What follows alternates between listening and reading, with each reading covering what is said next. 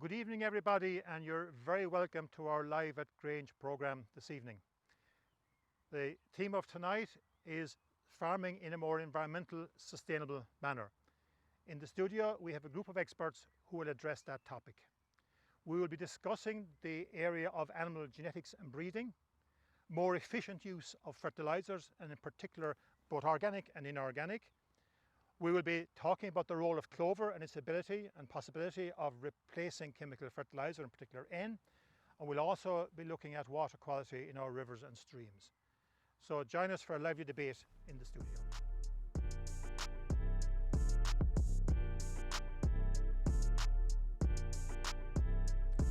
Welcome to Live at Grange. We're coming here tonight from our studio at Grange, and tonight's programme is part of the week-long virtual Teagasc Beef Week. Before I begin, I'd like to acknowledge the financial contribution of FBD.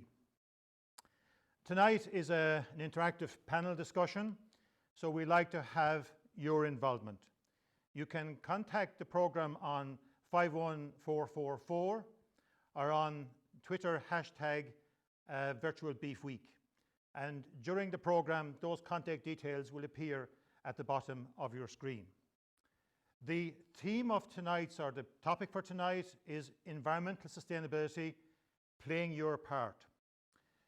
So to set the context for tonight, if you travel across the countryside, be it spring, summer or autumn, you'll be struck by the sheer beauty and tranquility of the Irish landscape. The visual landscape you see in front of you is a product of current and past farming activities. But behind that scene of tranquility and beauty, there are many complex interactions taking place. Many of these we as individuals cannot in the short term see. So for example, we have farmers working on the land, many struggling to make an income and struggling to be economically sustainable.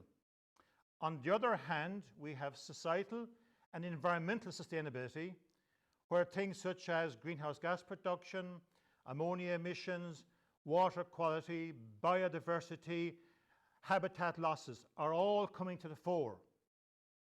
The challenge for all of us who live and work on the land is, can we somehow marry those two potentially different challenges together, and in doing so have a win-win situation? A win for the farming environment and a win for the natural environment. So that this win-win challenge that we're speaking about is a challenge we're putting to our panel tonight. So let us meet the panel. So first of all, let me introduce Mark Plunkett. Mark is a plant and soil specialist based at the Teagasc Environmental Research Centre at Johnstown Castle. We're also joined by Mike Egan. Mike is a grassland researcher based at the Teagasc Research Centre in Moore Park in Fermoy, County Cork. We're also joined by Dr. Andrew Crummy. Andrew is an animal geneticist and works with the Irish Cattle Breeding Federation. And later in the programme, we'll be joined by Eddie Burgess, and Eddie manages the Teagasc Water Catchment Programme. So again, you're all very welcome to the programme. We'll begin by speaking with Mark, and Mark's area of expertise is to do with fertiliser application, both organic and inorganic. But to put some context around what Mark is going to speak about, we'll have a look at this video.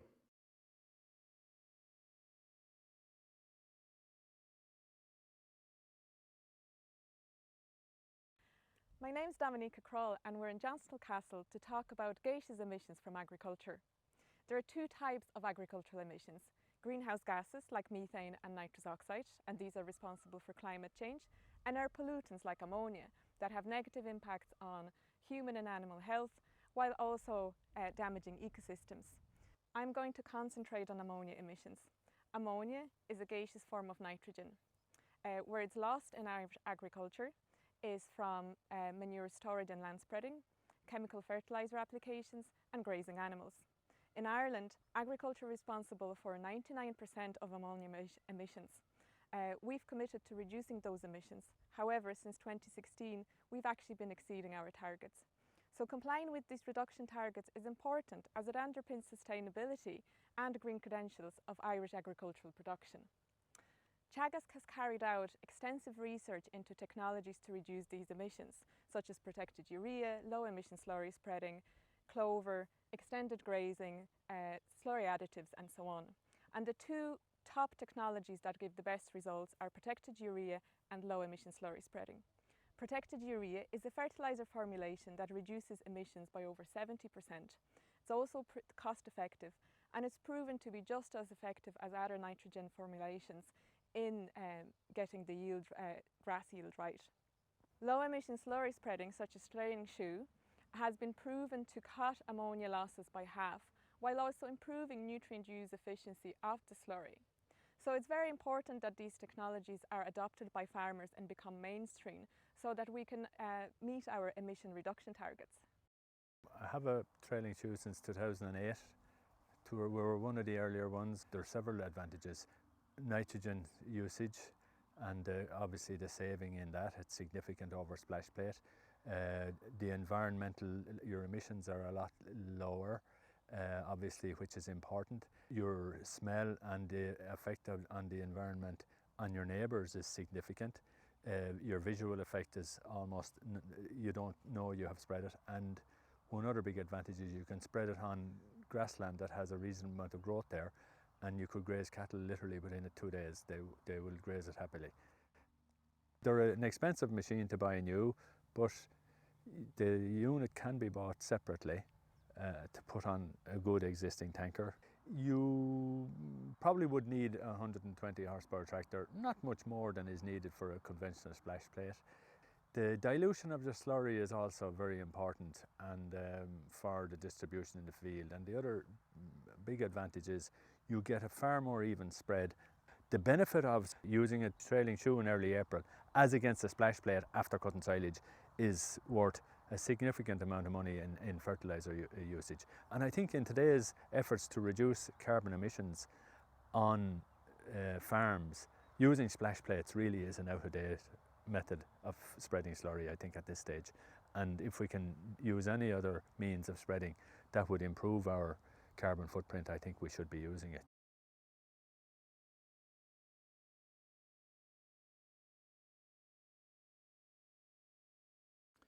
So Mark, in that video we've heard Dominica outlining some serious challenges that are facing agriculture.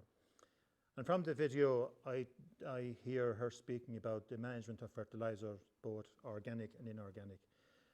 And I think they're coming to the fore.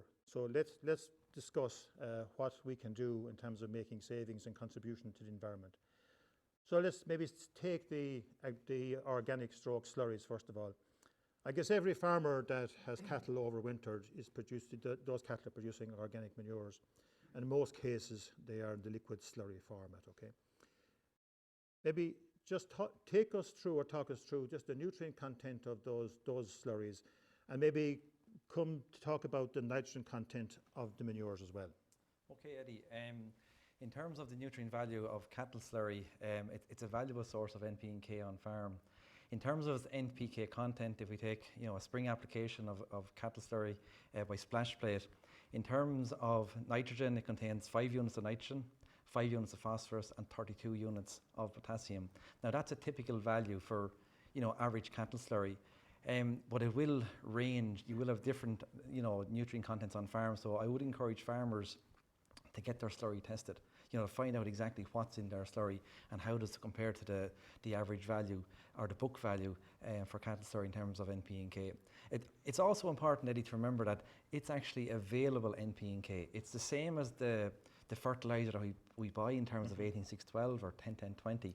So it's a valuable source of available nutrient, and that can supply our crop requirement in terms of grass silage requirements during the growing season. And I suppose the big challenge in terms of what Dominica has discussed earlier from a nitrogen point of view, the P and K tends to be very stable in the slurry, while the nitrogen tends to be, I suppose, more volatile. In cattle slurry, there's 2 forms of nitrogen. We have the organic nitrogen, and it's in the solid part, and it becomes available during the growing season as it breaks down and gets washed into the soil. But the part that we are most interested in, from an agronomy point of view and also from an environmental point of view, is the available nitrogen. And half of the nitrogen cattle slurry is in the ammonium form. Okay, so that's the part maybe that we're interested in from the environmental point of view, so that half the nitrogen is in the ammonium form, that potentially can be lost. Just talk to us now about how those losses maybe can be minimized. Okay, as I say, it's plant available, it's in the ammonium form, and we can lose that nitrogen at the time of application or after application. It can be volatilized. It's a bit like urea fertilizer. It's in the same form. So when it's converting from ammonia to ammonium, if we have in the right conditions there, and if we apply it in the springtime, we get those conditions, sort of cool, damp, calm, misty days. They are the conditions that we will reduce losses and capture that nitrogen. Other things as well, in terms of application equipment, it sort of takes the weather factor out of it. The likes of your trailing shoe, your band spreader. And what we're doing with that technology, Eddie, is that we're reducing the surface area of the slurry compared to the splash plate. As we know, the splash plate spreads the slurry in a film. So by reducing the surface area, we reduce the potential for loss, and we retain more of that nitrogen in terms of growing grass on our farms during the growing season. Okay, and is the advice or guidance still to try and put out that slurry in springtime and to put it back on the land from where the slurry originated from, which is the winter feed, which came from the silage ground? So that's the area where we're targeting slurry to go back onto the silage ground to replace the nutrients that were taken off by the actual silage crop. Yes, Eddie, that is correct. Ideally, that's where the slurry should go. If you think about it, we take the silage, we cut the silage, in the springtime, we put it in the silage pits. It's the winter fodder, the animals eat it. We feed some meal, over the winter as well, depending on the animal type. So we have a very good quality slurry. And yes, it should go back on the silage ground to replenish and, I suppose, keep the farm's nutrient levels in balance. So we put the slurry out to grow the next crop, or to replenish the soil, especially the P and K levels. So the P and K, or we'll call them relatively stable in that they're available. It's the nitrogen was the one that we're worried about. Now talk to us about the way of applying it and what your research is showing in terms of new technology. Again, research from Johnstown Castle over a long number of years clearly shows that low emission spreading, the likes of the trailing shoe or the band spreader, reduces ammonia losses by up to 30 to 60%. So we're retaining, a lot more nitrogen compared to splash plate application. So I gave you a figure of 5 units of nitrogen per 1,000 gallons for a splash plate in the spring. We can push that to 10 units per 1,000 gallons. So if you take your typical crop of grass silage, that's getting 3,000 gallons of cattle slurry in the spring, we can supply somewhere in the region of 27 to 30 units of that crop's nitrogen requirement. And that's approximately 30 to 40% of its nitrogen requirement during the growing season. And again, that saves us money. In order to make the saving, we must reduce our chemical fertilizer coming onto the farm. So we can make the saving or the saving in terms of the amount of chemical fertilizer we bring onto the farm. Okay, so in the video then Dominica outlined the actual the challenge we have with these fertilizers, but you have results showing that the challenges that's there in terms of gaseous losses can be abated with this new system. Maybe briefly then we'll turn maybe to the chemical fertilizers that are being used. And again, as we heard, there are challenges there. Absolutely. So tell us, what are the current technologies that are available to help us to tackle those potential problems? Okay, the two problems we have, number one is ammonia, which is mainly generated by agriculture, and the other is that we have to reduce nitrous oxide by 10 to 15%. And we're very fortunate, again, we have a tried and tested technology in protected urea. And it's a double-sided coin. It reduces both ammonia losses and nitrous oxide losses. Okay, so then this protected urea that we're hearing about is relatively new on the Irish landscape, if you wish. Maybe in a few seconds we have left, talk to us, what is it, and are we able to spread urea throughout the season? Okay, what is it? Protected urea, it's ordinary urea with a urease inhibitor. And the urease inhibitor, it's like a shield or a protector. It protects when the urea is converted to ammonium. And the trials show that it reduces losses by 80%. Okay, So maybe then to finish up with your discussion right now, in the beginning, in the introduction, I had said that we're looking for win-win situations. So in terms of the area you're speaking about, just outline for the listeners, please, what the win-win in terms of balancing the environment and the benefits for the farmer as well. I suppose the big win-win is that we're using nitrogen more efficiently, and we're reducing losses to the environment in terms of ammonia and nitrous oxide, and also there's a cost saving then in terms of reducing the amount of chemical fertilizer that we have to purchase annually on our farms. Okay, so in terms of the environment then, we are seriously rising to the challenge to deal with the challenges coming at us. Okay, Mark, thank you very much for that. I'm sure we'll come back in the discussion later on with the public. There'll be lots of interest in that. So thank you very much indeed. Okay, so moving on then, next we're going to speak with Mike Egan, and Mike is going to speak to us about clover and the use of clover. And again, before we go to Mike, we're going to have a look at a video that will help us to set context for what we're going to discuss.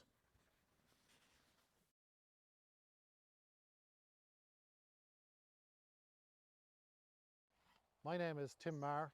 I'm farming here in Roscrea, in Clone and Roscrea. Back in the early 2000s, we did the trials with Teagasc on establishing clover, and that was quite positive. So we moved on, and I introduced it to quite a part of the farm at that stage.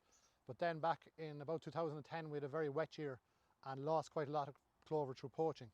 I went back with nitrogen after that and had a quite high stocking rate. But then last year, Michael Daly brought us down to solid head, and it kind of renewed my interest in clover at that stage. As such, I said, I have a plot at home now that I'm going to try this on, and that's what I'm doing here today, where we have this group of heifers using no nitrogen and a low input, and still getting the same results as what we were doing beforehand. We've included white clover here through two methods really. Historically by oversowing, doing small plots at a time. I had about a 50% success rate in doing that, largely because of lack of moisture through the summer and the clover seed just died off. But secondly, we have a tillage enterprise here as well, and we rotate throughout the farm, corn in a field for maybe 3 or 4 years, and then go back in with grass seed. Here we introduce more clover seed in the grass, but an extra kilo per hectare, and that's how we reseeded this plot that these heifers are on. The benefits I see from clover are that we reduce input. Use of chemical nitrogen has been reduced, if not excluded completely. I also see that my output is maintained. I need to do that. I need to sell kilograms of meat off the farm, and if I can maintain that with lower inputs, that's my ideal. Thirdly, I suppose there should be some good benefits for the environment. Clover swards are no harder to manage than any other type of grass. To utilise grass or grass clover swards, we need good control. I've started off on this plot, we had 5 paddocks in it. Subsequently then I brought that up to 10 by just splitting the paddocks down the middle, and I have since gone to 20. And it gives me much more control over the heifers when they're grazing it, in that we can decide to move every day or every 36 hours as I like doing. It's no harder to manage than an ordinary pasture. One of the building blocks for clover before you start is to have your soil fertility right. The farm is soil tested about a third of it every year, and based on that, with a target of getting to soil index 3 or maintaining soil index 3, we'll spread whatever is required. Spread the P and K throughout the season, not all in the front and not all in the back end. I think it helps the clover throughout the summer, just that little bit of a boost at times. And I'm only talking about a third of a bag or a half a bag maybe at a go every 2 months. So it's not a lot just to maintain it. And this lime then, if the pH is right, it's okay, but if I'm spreading lime, it's normally done maybe in January, or the high pressure comes in the winter, we spread it at that time of the year. The plan for the future would be that we'd continue to use clover, obviously. I intend carrying at least a tonne, and I think maybe more next year, of livestock per acre on that. So I'd hope over the next couple of years to have no nitrogen on this plot, plus probably introducing into more of the farm as we go forward. But I will continue to maintain the levels of clover that I have, and probably increase that. I'd have 3 take-home messages. Firstly, have your soil fertility right before you start. Secondly, have a good control. In that I mean have your paddock set up, your water in each paddock, and make it easy for rotation. Thirdly then, I'd target areas. I'd think you should do a certain area of your farm and do it right.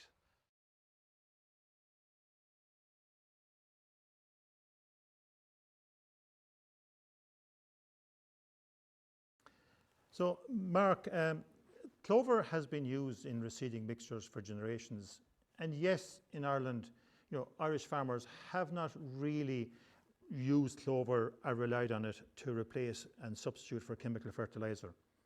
So that's the past. We now hear, even from the European Union, as part of sort of farm to fork, a new interest being shown in clover. So maybe it's very timely indeed that we should discuss that right now. Maybe again for the listeners, just maybe simply set out the scene.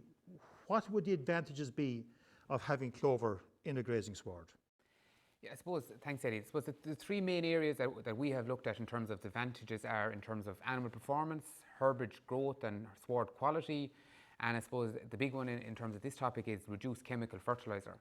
And when we look at the three of those together, what that means is we can increase or maintain herbage production while having a higher sward quality. Generally white clover has a higher crude protein and a lower fibre content, so by the animals eating this in the sward, it actually increases animal intake, which can in turn increase live weight gain by up to 13 to 14%. So it's a huge increase in animal performance. But I suppose the big win then is in terms of its ability to fix nitrogen from the atmosphere. So white clover is a plant that can take nitrogen in from the atmosphere, bring it into the plant, down into the roots and into the root nodules, and actually convert that into a plant usable source and release that nitrogen into the sward, whereas the clover plant then can use it to grow itself, but it can also release it into the ground so the companion grass, or generally perennial ryegrass, can use that to grow. And typical values of white clover in well-managed swards with high enough clover contents can fix anywhere between 80 to 100 kilos of nitrogen per hectare per year. So it's quite substantial, the amount of the savings that it can so give. it can make a very significant contribution to farming activities. Yeah. I guess the challenge maybe, and we heard it in the video with Tim, saying that when he was using tillage rotation and reseeding, he found it easy enough to establish clover. Yeah. But I guess in the beef environment where many pastures are permanent, so reseeding isn't a common practice, there's a challenge of establishing clover in those swards. Can you give the listeners some guidance and direction as maybe what's the best way to get it established in permanent swards, and is there a timing issue around it? Yeah, I suppose generally there's two main methods of establishing clover. One is, as you touched on there, and Tim said it in the video as well, is a full reseed. So when you're doing your reseed, including white clover in the seed mixture with the perennial ryegrass sward. And generally in terms of seeding rates, what we would talk in a full reseed with somewhere between 1 kilo an acre or 2.5 to 3 kilos a hectare. Generally included in the seed mix. And I suppose this is probably the gold standard of establishing clover, because you're putting in a clover and a grass seed mix together, and they're both growing and germinating at the same time. But you're not going to go and reseed large areas of your farm every year, and particularly in challenging times. So I suppose the second method then is oversowing, or putting white clover into an existing perennial ryegrass sward. And this is a little more challenging because you're putting a new seed into a sward that is already growing, and you're trying to get that new seed to germinate and persist against a rapidly growing ryegrass sward. So it is difficult, and I suppose there are key areas in timings in terms of methods and applications and how you can increase that success. I suppose the first one is timing. Yeah. The earlier in the year that you can do it, the better, because it has long enough time before it comes into the winter, the cold period, to get established. And when we talk about earlier, you're probably talking the very end of March, depending on the year, April and up until May. And why earlier in the year is better? Because you have high enough soil temperatures to allow it, but you also have adequate soil moisture. So to get that seed to persist into the sward and to get down into the ground, you need moisture in terms of getting the roots down into it and doing it. But I suppose the management after that is the big thing in terms of keeping the covers low enough. Okay, we heard or read earlier in the year that maybe the availability of some clover-safe herbicides might be less available in the future. Yeah. So if we're trying to establish maybe clover into existing permanent swards, would the approach be to use the herbicides first of all, get rid of the weeds, and then establish? If there is an existing or weed problem in the sward, a lot of these clover-safe chemicals are going to be removed from the market of October of this year. And if you purchase them in October this year, you can use them on your farm until October of 2021. So there is a tight window of when we can use that. So if there is an existing weed problem on the sward, you are better to control those weeds first with a non-clover safe herbicide before you put them in. But I suppose the key thing around that in terms of an issue with it, a lot of these clover safe sprays have a residual effect in the soil. So once they're applied, they can be anywhere from 3 to 6 months in terms of a residual effect of when you're actually able to put clover into the sward without damaging that clover seed. So just depending on the spray that you're using or the farmer's using, ensure the merchant and ask what that residual effect is or how long it is before you can put clover back into the sward. Okay.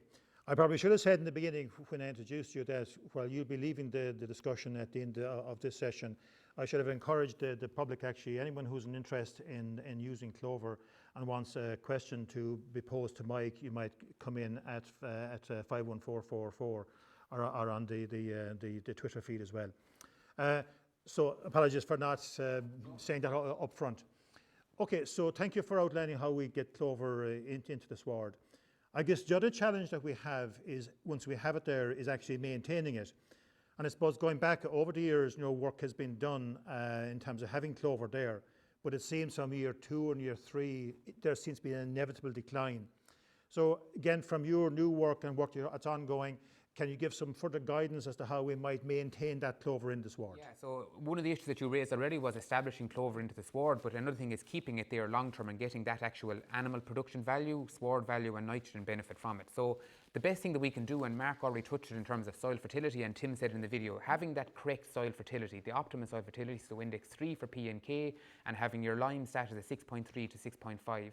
So if you can get that right first, it is going to help in terms of maintaining that clover in the sward long term, but also your grazing management of that. So if you can keep in the middle of the season a short rotation of 20 to 25 days in terms of allowing light down to the base of the sward, ensuring that you graze your swards tight enough so that the grass plant isn't growing much taller than the clover plant, and shading and smothering it out. But generally after 4 or 5 years, you will generally see a small decline in it. And work by James Humphreys in the Solihead farm that Tim mentioned earlier would have shown that on a 5-year basis, if you're oversowing 15 to 20% of your farm yearly to maintain and increase the level of clover in those swards, it will be a benefit in the long run. Okay, so obviously going with that annual top up on the proportion of the farm. So like if of the swards that are the oldest, and you can generally you'll have paddocks that are starting to decline more often, but rather than letting them fall out completely, if you can top up the clover seed in that. And one thing I should have said earlier when we were talking about oversowing, we need a slightly higher reseeding rate in terms of the oversowing versus the reseeding, and generally in an oversowing capacity you're talking about 2 to 2.5 kilos of clover seed per acre, or up to 5 or 5.5 kilos of clover seed per hectare. Okay, so what there is maybe an ongoing sort of maintenance cost if you wish to do that, but it's only a proportion of the farm. I suppose the other part, and I think Tim referred to it, in that maybe he said that one year weather was poor, wet, and he did some poaching damage and it affected the clover. I mean, have we some guidance to give farmers in relation to how we manage it? So generally clover grows by stoloniferous pattern, so it doesn't have an individual tiller root structure like perennial ryegrass, so it grows along the ground by stolons. And in very, very wet weather, if we damage that stolon, or you can damage and reduce the amount of clover in the sward. But I suppose what Tim was talking about was up on 10, 15 years ago, and I suppose we've moved forward a lot in terms of the cultivars that we're using since then. A lot of the cultivars that Tim had included on that farm were large leaf clovers, very large leaf clovers that aren't very well suited to grazing scenarios. So the new cultivars that we're looking at are your medium and your small leaf clover cultivars for cattle and small for your sheep grazing. Okay. These are a lot more persistent in the sward. They generally don't leave as much openness in the sward, and they're not as susceptible as poaching. But generally you do need to watch that you don't damage the sward. I see a question coming in here from the public asking, Pat from Offaly, can there be too much clover in the field? Yeah, there can be too much clover, and we've seen that in some of our trials in Moorprack and Clonakilty, that when we go above 45-50% dry matter of clover in the sward, we can get issues in terms of, number one, open pastures in the spring, like they can be damaged, and low growth rates over winter in the spring if it's very, very high, and also can cause animal problems in terms of bloat as well, with excessively high levels of clover content.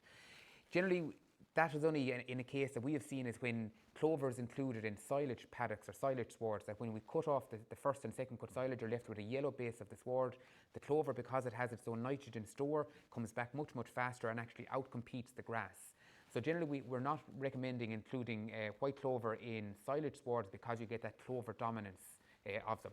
Okay, maybe one last question before our time runs out, and that is, so if a farmer is interested in putting clover into his pasture, Are we saying that, you know, it should be a section of the farm that's taken separately, clover established, and a group of animals put onto that, so they're always on the clover sward rather than hit and miss coming and going? Yeah, I suppose if you have your farm, you're not going to go and reseed all as a farmer, oversow at all. I think if you focus on a smaller proportion of the farm, whether it be 20-30% of your farm, number one, get your soil fertility correct on that.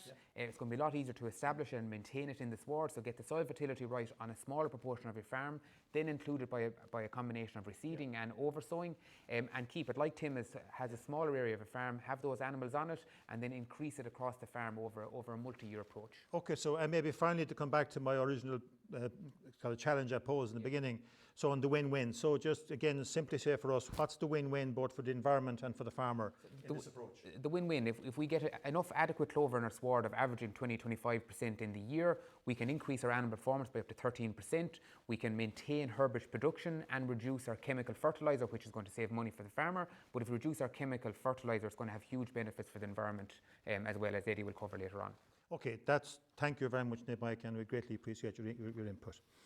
Okay, so we'll then be turning to our attention to Dr. Andrew Crummy, who is an animal geneticist. Again, but to set the scene in terms of what Andrew is going to speak about, let's look at this video.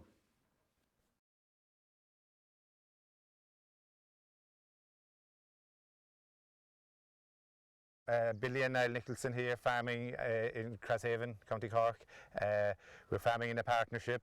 We're a beef and tillage farm, fattening all our own male cattle, plus buying a few weaning bulls for fattening also. All are done as under 16-month bulls, and breeding all our own replacements and fattening the remainder of the heifers 22 to 23 months of age usually. We kill all our male cattle under 16 months. They've currently just recently all gone. They're killed, I think, this year 407 kilos at just under 16 months of age. Majority of them use a handful of ours, of course, through them as well. And the heifers then are killed at 22-23 months of age, killing about 340 kilos. A handful of ewes there, but the majority of them are ours. We have a 364-day calving interval here for the past calving season. We have 0.99 calves per cow per year, and we have 85% I think of the cows calved in this first 6 weeks. So on the farm here we've been in BGDP for the last, we're in our 6th year this year, and that's massively helped us to focus really on the replacement index and make sure that we're only breeding from 4- and 5-star animals. We put a keen focus on that here on the farm, and we've really focused with that together with the beep from last year, and bringing in the data from the weights of the animals and showing us which cows are actually performing. We're keen to have these high producing 4- and 5-star animals because economically they're delivering for us on farm. They're keeping our farming system profitable, and they're making sure that the suckler farming here on this farm is sustainable. Yeah, the farm is currently in Gloss, and we had been in reps prior to that. We have, I think behind us here, you can probably see trees that we've set there a number of years ago. We set 250 metres of hedgerow there for Gloss 3 or 4 years, which is coming to a lovely hedge at this stage. I'm also very interested in nature. I love to see wildlife and birds around. We have some barn owls, and recently we've had buzzards come back onto the farm, which we're delighted with. They're doing a great job on the rabbits for us here anyway. So, you know, I always like to see wildlife around, and we have quite a few trees also. Farming here at a stocking rate of 2.2 livestock units per hectare, we're still focused on biodiversity because it's important to maintain nature and maintain hedgerows on the farm. Like as farmers, all we are really is custodians of the land, while also trying to do the best we can on farm and produce as much kilos of live weight as we can.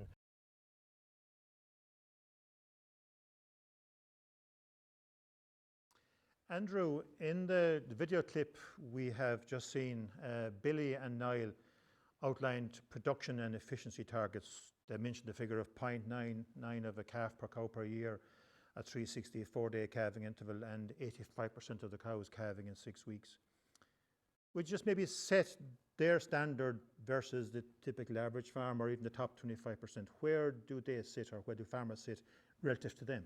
Well, certainly, I think you can see, Eddie, from the video, they really are achieving exceptional performance. And if we compare that with the sort of the national average figures, they're achieving 0.99 calves per cow per year. That's against the national average of about 0.85 calves per cow per year. They're achieving a 6-week calving rate of 85% compared to 52%. And in terms of calving interval, they're at 364 days against 401 days. So there's no doubt about it. It's exceptional performance, but they're doing it through really the early adoption and use of new technologies to really help to drive on performance on the farm. And that's not just the breeding technologies. You know, certainly there were early adopters of the whole Eurostar replacement indexes. In fact, they were ahead of that in terms of their replacement policy on the farms. There's 12 or 15 years of, you know, use of really improved genetics in terms of those maternal traits that have been going on that farm. And then in addition to that, they're complementing that with not just the breeding technologies, but some of the other technologies that we're talking about here this evening, such as, you know, trailing shoe biodiversity, the other aspects that you would have picked up on the farm, use of Clover. So really getting exceptional performance on the farm. Okay, so on their farm, they have been using obviously the technologies you outlined, and many of these have been promoted by yourselves in ICBF, and obviously Teagasc are promoting those as well. So really, maybe just for people listening, so look, so what are the guidelines and help that are available to help farmers move from the national average, you know, to levels where these people are at? I mean, these are impressive targets, obviously highly efficient. So just maybe briefly talk us through what is available that will help farmers to move in the direction they have gone to. Well, the first thing I would encourage farmers to do is engagement in the programs that are out there. And there are a lot of really positive programs now. I know the Beef Data and Genomics program copped a bit of flack in its early years. Some would say it was ahead of its time, and arguably it perhaps was, but it has positioned us now into a great place with regard to the, you know, being able to really demonstrate the opportunities that there are around the carbon efficiency gains that can be achieved from the suckler herd. So the BDGP is now coming to the end of that program, and of course it has been complemented in many ways by the beef environmental efficiency pilot. Now that was a pilot last year around weighing cows and calves, and people said that farmers wouldn't do it. You know, the Nicholsons have been doing it for 15 or 20 years, but last year, you know, we got a good uptake in the program, and this year in terms of that has converted to a new program with the Department of Agriculture. And you know, there's 27,000 beef farms involved in the program now, weighing 700,000 cows and calves that will be weighed in 2020. So it really helps to demonstrate. They're great examples of, you know, policy meeting practice. So where policy is really supporting the industry in terms of its needs and requirements for the future. And that then gives a great basis in terms of data and tools, which organisations such as ICBF, Teagasc, Board B, etc. can then help to pick up and use, whether it's the Eurostar replacement index or the carbon navigators, etc., to really help to further improve that animal efficiency, that herd efficiency, and demonstrating and improving the climate efficiency of our suckler herd. Okay, I'm sure we'll come back to that again in a moment, but maybe someone looking into the programme tonight, maybe who is not a farmer and maybe come from wearing a more environmental hat, they'll say, what are these guys talking about? There was supposed to be some mention of sustainability here and tonight. Just link what you've just said to the whole issue of sustainability, because it's important. Yeah, and this is where the real win-win is, and I know both Mark and Mike have talked about that as well, and certainly in the context of the breeding piece, you know, the gains that farmers want and need in terms of calves per cow per year, in terms of younger age at slaughter, in terms of improved female fertility, in terms of improved growth rate. I mean, that's all completely consistent with, we'll call it, climate and environmental benefits. And whenever we actually look at that in the context of the current rates of gain that we're achieving now in the suckler herd as a consequence of the replacement index, and our initial indications, we were certainly very, very confident based on the biological models that by improving these traits, we were going to actually also reduce the carbon footprint, reduce the total methane output of our suckler herd. And that now has been validated. So, and some of your viewers, or I'd encourage people to look back at the pieces from this morning where the Tully Performance Test Station, again, Department of Agriculture funded programs with Teagasc involved.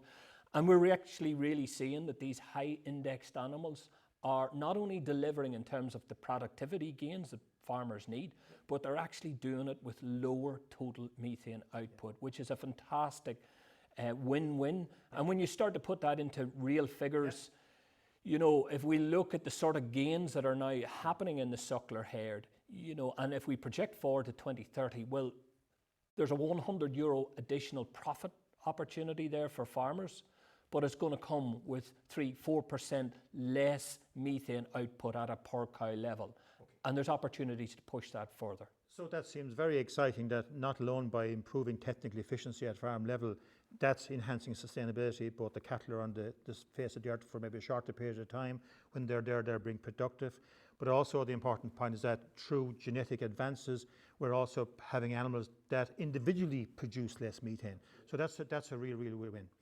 Maybe the last question before we close this particular section is, maybe in the broader context, you know, where does the Irish suckler herd sit in the context overall sustainability, maybe compared to an international context? Well, certainly in an international context and looking at the board, we know we're very carbon efficient, and that's a very good story, you know, in terms of our carbon footprint of our national herd. I think we're fourth in overall terms. But the real opportunity is the infrastructure that we have in Ireland around, you know, the collection of the data, the programs that we have in place. I mean, our beef cattle breeding database is the largest in the world. 15 million animals, with the level of genotyping that's happening, you know, with our focus around breed improvement across the range of breeds and using the commercial data. So it gives us a great foothold or a starting point to really drive on that genetic gain opportunity. So it's a fantastic opportunity, and we're also very fortunate that we have in many ways a unique ecosystem here in Ireland, where again I come back to the policy meeting practice piece, where we have this great interaction happening between government and between the agencies and with farmers and the industry that gets all of these synergies really working for farmer, for industry, and also for consumer benefits. And that's where the real pluses are, Eddie. Okay, Andrew, thank you for that. And I'm sure there'll be lots of discussion from the public in a few moments. I should have welcomed, of course, Eddie to the stage before I introduced Andrew, so you are welcome. So Eddie is going to speak to us about water quality. And I said Eddie manages the Teagasc water catchment programme. And again, maybe to set the context from where we're going to go in discussing this with Eddie, we'll have a look at this video.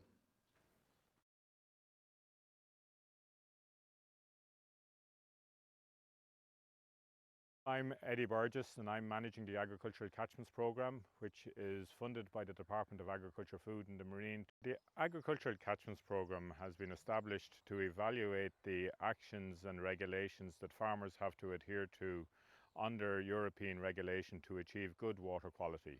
And to do that, we have 6 small catchment areas located across the country, and we have a number of pieces of equipment for monitoring water quality. This morning we are at the main piece of equipment. It's our outlet, and we have a bankside analyzer which is taking a sample every 10 minutes and analysing it here on site for nitrate, phosphate, in addition to pH, turbidity, temperature, conductivity.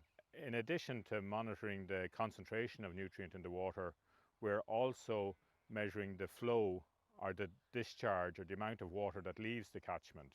And we know how much water leaves, and we know the concentration in it, and you multiply one by the other and we know how much nutrient, so how much nitrogen or how much phosphorus leaves the catchment over a given period. We could say for a year or after a particular heavy rainfall event. And this gives us an understanding of the processes involved in nutrient loss. We have found over the last 11 years that the soil type has a major influence on the nutrient that leaves the catchment. It's not the only factor. The weather also has a major impact on whether you have nitrogen or phosphorus loss, and whether it's a lot or very small. And in addition to that, the farmer practice, which is probably the least significant factor, but also has a major impact.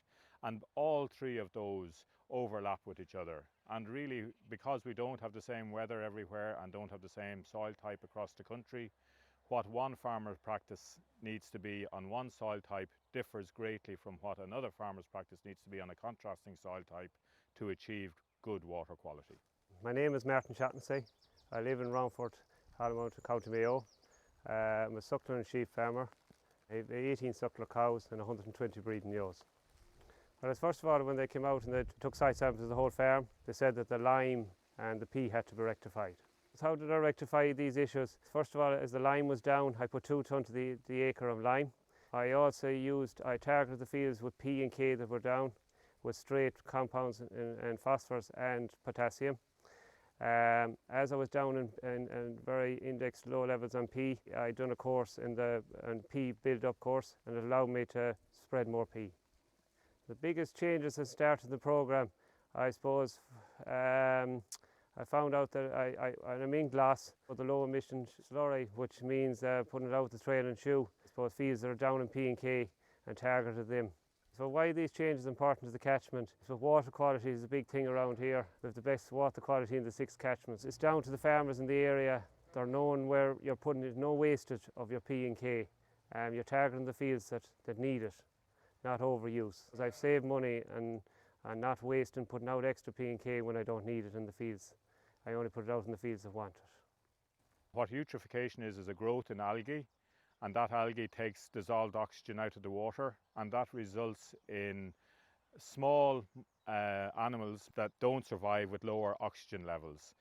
And water quality is assessed. There's a Q value giving on water quality based on the ecology that is living in the riverbed. And unfortunately, in recent years, that Q value has been fallen in freshwater streams across the country. Particularly the really good ones have been dropping back. On the other side of the equation, major pollution instances over a long-term trend have also been fallen, and there tends to be a movement of water quality towards the middle, and it needs to be slightly higher than that. Phosphorus is the nutrient that causes problem in freshwater. Nitrogen tends to be more of an issue when you get into salty water, into the sea. And in our estuaries, where you have tidal water, it's a combination of both nitrogen and phosphorus that will impact on these oxygen levels and cause eutrophication.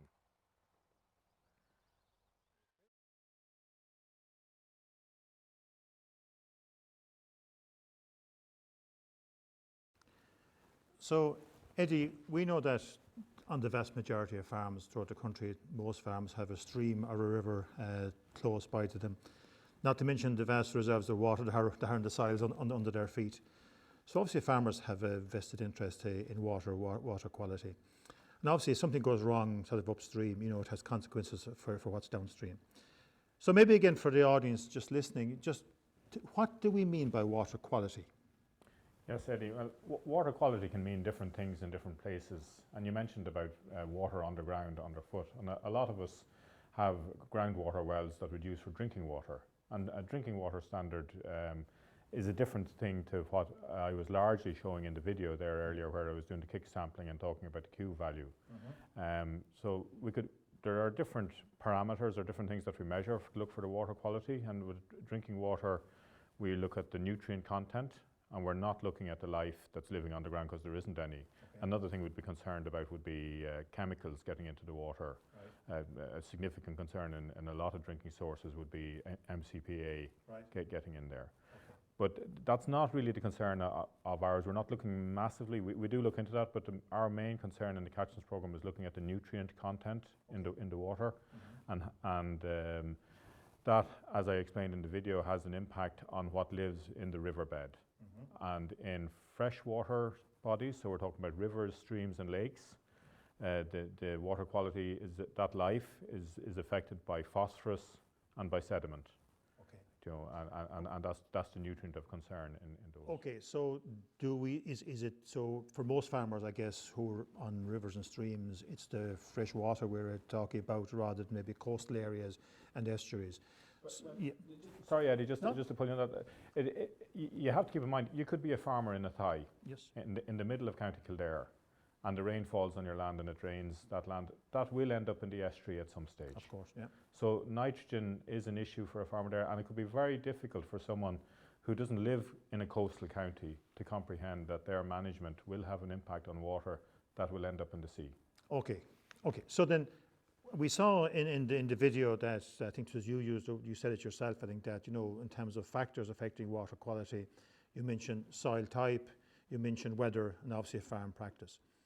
So I mean, what's been done or can be done in each of those to minimise the impact on water quality? Yeah, a huge amount has been taking place. For a start, it's in the farmer's own interest. We heard Matt on the video there speaking with a great sense of pride of the 6 catchments there in the catchment that they had the best water quality. And farmers have a great sense of pride and care for the quality of the environment that they're working in. And 2 of our 6 catchments have group water supply schemes on them, and they have a vested interest in that water quality being good. But the type of things that have happened over the years, we all have to adhere to the Good Agricultural Practice Regulations, or the Nitrates Directive. There has been a series of schemes running from REPS, AOS, GLOS, and also there's an amount of investment now gone in when the nitrates came in first under the building grant scheme for the farm waste management, and also with the TAMS grant scheme now at the moment. Okay, so really nationally and at farm level, a lot of investment is being put in place to preserve or enhance water quality. Yes, a huge amount, a huge effort has gone in, and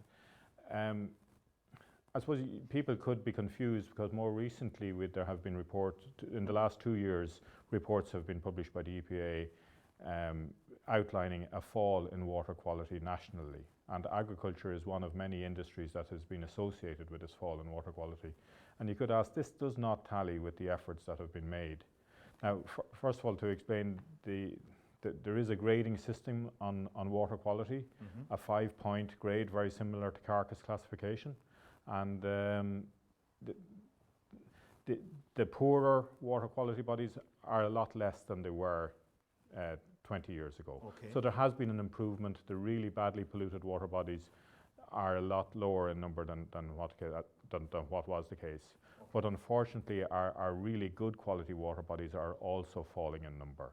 Okay, okay. So maybe that's obviously a worry. Now, earlier on in the video, you know, you mentioned about fertilizer application. Is it a case that good farm practice can alleviate a lot of these potential issues? And by that I mean, you know, is it a case of the right fertilizer in the right place at the right time at the right rate? Now, it's being a bit maybe too simplistic, but you know, can good farm practice, where we adhere to the weather and we do things like that, and we adhere to soil nutrient management, fertilizer plans, is that how we're going to do our utmost to enhance water quality? It is. It's a major part of it, Eddie. And again, you're asking about the win-win, and nutrient efficiency, as Mark mentioned, is a benefit for a farmer's pocket, but also it's a benefit in that we don't have loss of nutrients. But I mentioned that phosphorus is a main concern for nutrients in freshwater bodies. Yes. And unfortunately, it takes a very, very small amount of phosphorus to cause a problem. And with the monitoring that we're doing, we can establish that of all our catchments, even on the ones that have a bigger phosphorus problem, it's at the end of a year, there's less than 1 unit of phosphorus per acre being lost in the stream, leaving the stream at the end of the year. Okay. And we could cut the total rate, and I would like to say to you that if we all cut our rate of application by 1 unit, that we would solve our water problem. But unfortunately, that won't do anything. It's when we spread it and where we spread it, and the ground conditions and the weather that follows, that will have a much bigger effect than the total overall rate. Maybe finally, and it's maybe an unfair question in some ways, you've been involved in the water catchment programme for what I think is 11 years. What changes have you seen in it? And maybe just important, are there things happening that worry you in terms of the maintenance of water quality or enhancing it? Yeah. Well, over the 11 years, up until 3 years ago, the national report on water quality was, every time that it came out, was either showing an improvement or the water quality stayed the same. So of major concern is that in the last 2 reports that came out, there was a slight decline in water quality, and that is significant. and more specifically looking ahead, and also in the more recent past, I think since the dairy quotas went, the increase in intensification has been associated with the eastern and southern part of the country and higher nitrate levels in the water, and I think that this will be a concern looking ahead. Okay, so so my comment then is, so really we were going in a good direction. Maybe we have stalled there for a while, and I suppose again, you know, for a country like Ireland that exports such a large amount of our produce, be it dairy or beef or lamb, you know, we trade on our green credentials. If someone, you know, in another country can read that water quality is deteriorating in Ireland, that's not a good news story for us, really, is it? No, it's not a good news story. But having said that, our water quality is one of the best in Europe, and we are at a good place. But if we want to keep it moving in the right direction, we're obliged to do that under European regulation. But regardless of that, we need to do it to be able to sell our agricultural produce. Okay, so the good news part is that, you know, our quality by and large is very, very high compared to European standards, but we can't rest on that. We need to improve. And you outlined the win-win situation, things that can be done at farm level. Okay, Eddie, thank you very much for that. Now, at this stage, we will open up the discussion to comments from the public, and on my laptop here and on the side, my tablet, there's a lot of questions coming in. There's a question to Andrew about genotyping animals. What more can it bring to the equation? What more information can it give over and above, let's say, using the 5-star index? Okay, so and of course, you know, a farmer could just pick bulls based on that replacement index, and sort of what sort of rate of gain would he achieve as a consequence of that, and the benefits that genotyping brings. Well, the BDGP was designed to, yes, use those 5-star replacement index bulls, but then whenever you get your heifers on the ground and you might have 10 heifers and you need 3 or 4 of them, it's about making sure that you pick the best 3 or 4. And whether we like it or not, there's going to be ancestry errors that genotyping helps to address, and that was discussed here last night. We know the figure is 10 to 15% of ancestry errors, so straight away by having a genotype, you've corrected that problem, and you could be, you know, picking an animal that you wouldn't want to pick if you had the genotype data. And the other benefit that it brings is it actually does help to the use of the DNA data to draw out the better animals in terms of those more favourable traits for maternal, for the carcass growth traits, etc. So the sort of the level of gain that you're looking at as a consequence of genotyping is in the order of 30%. So instead of moving your herd at €5 per year, you're moving your herd at €7 or €8 per year. And that's the direct benefit of genotyping. And I suppose, Eddie, that's one of the reasons why in any future programme, and we're looking at that in terms of enhanced levels of genotyping potentially to help us focus in on these new traits, aged slaughter. We've talked about the methane peaks earlier on, and even last night it came up very, very strongly in the context of beef from the dairy herd. And those beef farmers that are buying calves from the dairy herd, they also want to know what they're buying, and they want to know what they're like for these traits that are important in the context of beef production. So genotyping is a very, very significant part of the overall equation. Put simply then, we're saying that if we can use an animal's own DNA, we can help to screen and understand what genes is carrying for certain traits, and that's using new technologies. And place the animals into the different pathways that we want, whether it's replacement or slaughter, beef from the dairy herd, etc. Okay. And another question coming in here, thank you, Andrew, for that. Another question coming in here from Sean and Claire is to do with urea. You know, can urea be, it says, are all ureas the same? And why can they not be basically mixed with P and K? So I guess, Mark, that's more for you. Okay, Eddie, yeah, that's a very good question. We have 3 different ureas active ingredients. They're all the same. They all do the same job in terms of reducing ammonia emissions when, you know, they can be either coated or incorporated into the urea granule. In terms of, you can have the straight protected urea, 46% nitrogen. You can also have protected urea plus sulfur, and you can have protected urea plus potassium. So there is a good range of products.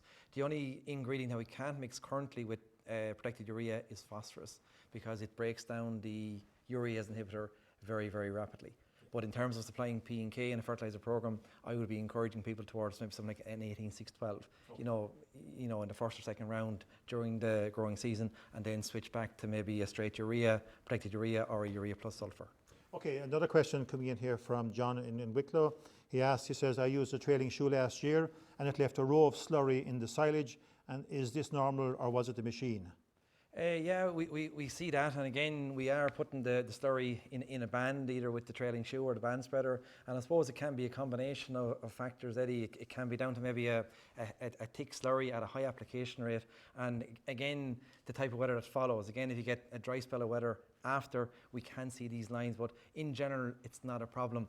I suppose in terms of alleviating the problem or managing the problem, I suppose just watch it at the time of year. You know what I mean? If it's getting, say, moving into the month of April and you're going into a heavy cover of grass, say, before closing up for silage, again, maybe, you know, watch the weather, make sure there's rain coming afterwards. Or another useful tip as well is that diluting the slurry.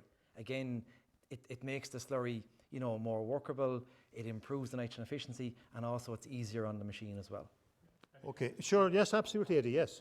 Trailing shoe there, like the trailing shoe is designed to lower emissions to the atmosphere, but from a water quality point of view, I think the trailing shoe has huge benefits, as it allows farmers to spread slurry when you have a cover of grass during the growing season, when ground conditions are better. And if ground conditions are better, you'll have less loss through runoff. Okay, I think unfortunately the clock has caught up with us, and I think we could spend another hour discussing what we're discussing now, because literally my tablet here is literally lighting up, and I apologise to the people for not having maybe more time. Maybe we'll revisit it again. So it is left then to me, first of all, to thank Eddie, Mark, Andrew and Mike, who has left us, and of course especially to thank you, the public, for joining us. But maybe before we leave, I want to thank one or two more people. While I sat up here tonight asking the questions, you saw the videos, a lot of work has been done by the coordinators of tonight's show, and that's Sinead Waters and Martina Harrington. So thank you very much. They're in the background, waving at me here, smiling at me and sending me rude texts here.